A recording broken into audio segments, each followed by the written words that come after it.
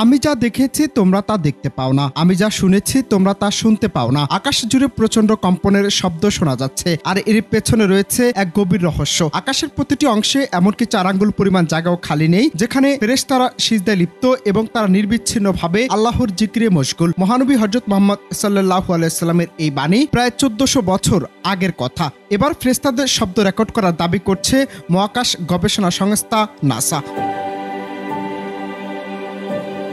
মহাকাশ নাকি সম্পূর্ণ নিঃশব্দ, এটা এতদিন বিজ্ঞানীদের ধারণা ছিল, কিন্তু নাসার গবেষণায় উঠে এসেছে এক বিস্ময়কর তথ্য। মহাশূন্য থেকে ভেসে আসা এক রহস্যময় ধ্বনি রেকর্ড করেছে নাসা, যা শুনে গবেষকরা অবাক। তাদের মতে এটি যেন কোটি কোটি মানুষের একসঙ্গে কোনো মন্ত্র বা সঙ্গীত গাওয়ার মতো শোনাচ্ছে। কিন্তু প্রশ্ন হচ্ছে, এই শব্দ কি শুধুই বৈজ্ঞানিক কম্পন নাকি ফেরেশতাদের জিকিরের ধ্বনি?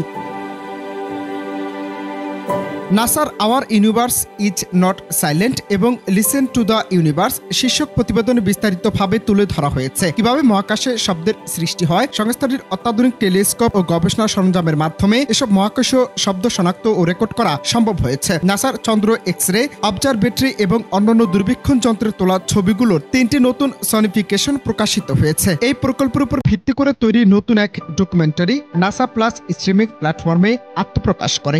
যদিও গবেষকদের মতে মহাকাশে ছড়িয়ে থাকা বিভিন্ন কণা বা নক্ষত্রের বিকিরণের ফলে কম্পন বা ভাইব্রেশন সৃষ্টি হয়, যা থেকে এসব শব্দের উৎপত্তি ঘটে। মূলত এসব শব্দ ইলেকট্রোম্যাগনেটিক তরঙ্গ হিসেবে থাকে, যা পরবর্তী সময়ে শব্দ তরঙ্গে রূপান্তরিত হয়। এসব লক্ষ্য করলে দেখা যাবে। তবে 1400 বছর আগেই রাসূলুল্লাহ সাল্লাল্লাহু আলাইহি ওয়াসাল্লাম উল্লেখ করেছিলেন যে আকাশে কাঁপুনির মতো শব্দ হয়।